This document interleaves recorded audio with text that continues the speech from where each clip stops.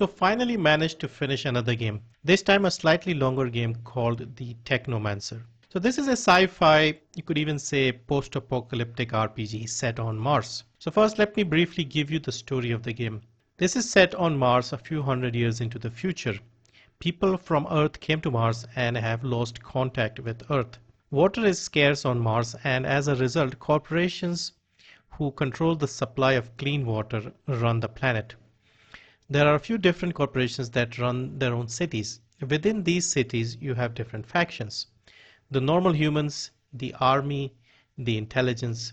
Then you have the mutants who got exposed to the sun's radiation and are basically treated as beasts and slaves for labor. And then finally you have the Technomancers. These are elite warriors who can discharge electricity from their bodies, giving them an extra advantage in combat.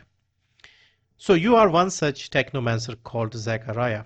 At the start of the game, you are going through your initiation. The Technomancers are a cult-like group that don't want their secret out. This is one of the first things they tell you in the game, as this gift of electricity is a sort of mutation, and if found out, they would be treated no better than the mutants. So the Technomancers guard the secret, and their other objective is to re-establish contact with Earth. Now on to the gameplay. We have the usual RPG elements of leveling your character with different points. You have three types of points: skills, attributes, and talents. Skills are used to upgrade your fighting styles and unlock skills you can use in combat.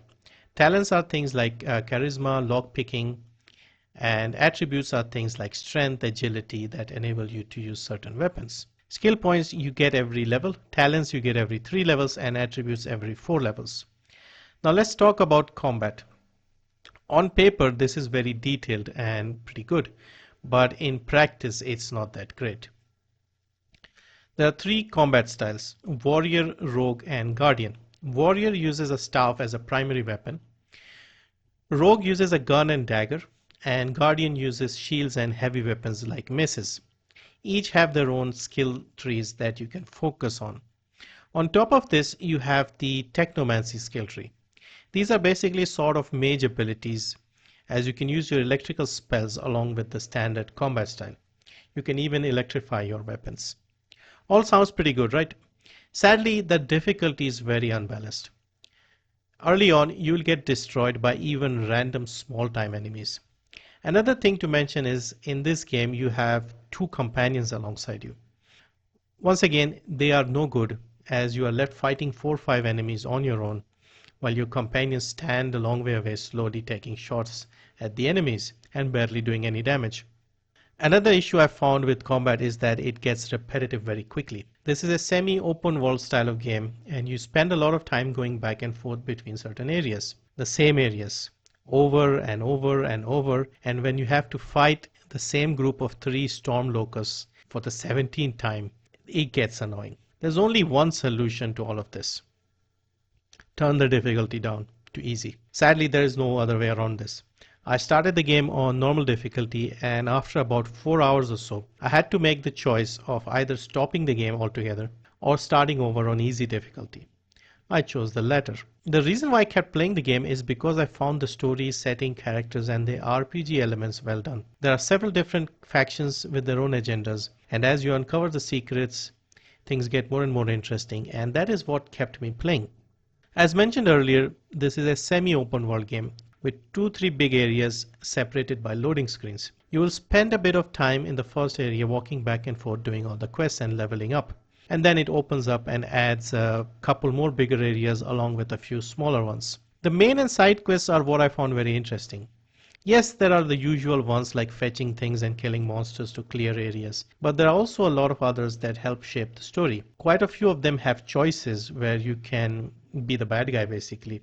That will affect your reputation with a certain group, or you could do it as people requested. This is one of those games where every side quest can be useful, as it all adds up and impacts your relationship with the different factions. You may need their help later on, and depending on how you manage their quests, they may or may not come to your aid. So yeah, try to do all the quests if you can. There's also a pretty detailed crafting system in this game. You buy recipes for upgrades from merchants, and upgrade your weapons and your armor, as well as the armor and weapons of your companions. If you're playing on easy, it won't matter too much early on, but on normal and above, you will have to pay close attention to this. So would I recommend this game?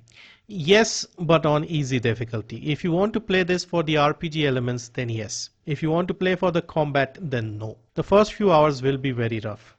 But if you can get through that, you will be rewarded with a decent game with some interesting quests and storytelling. Game is fully voiced and I ran into no issues, no bugs or issues with performance. Some people have mentioned in Steam reviews that the game crashes on PC with 8 or more cores. I have a Ryzen with 6 cores and I had no issues whatsoever. Not a single crash or glitch in 25 hours of gameplay.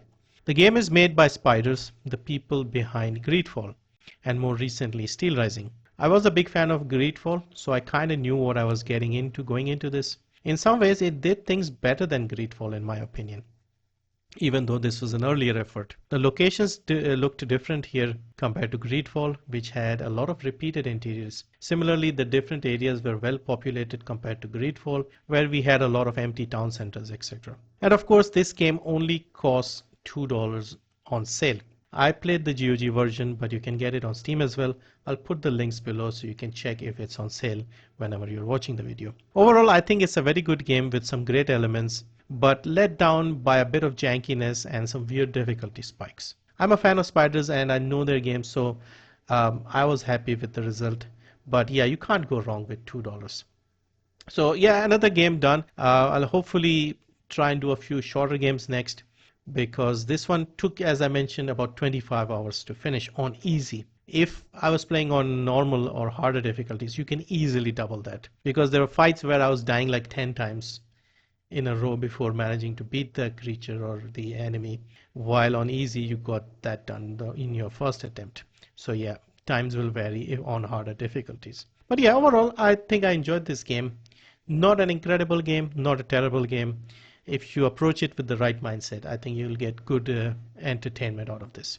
Anyway, thank you once again for watching, and I'll see you hopefully soon with another review for an older game. Zach, I know I'm a lot to deal with. I got a shit-poor temper and I talk like a sewer, but I gotta say, shit. It sucks being on the road with no privacy. If we did, it'd make you shoot more than a little electricity. Maybe not like a lady I've ever known, but I like you how you are. I'll pay a little visit to your room then.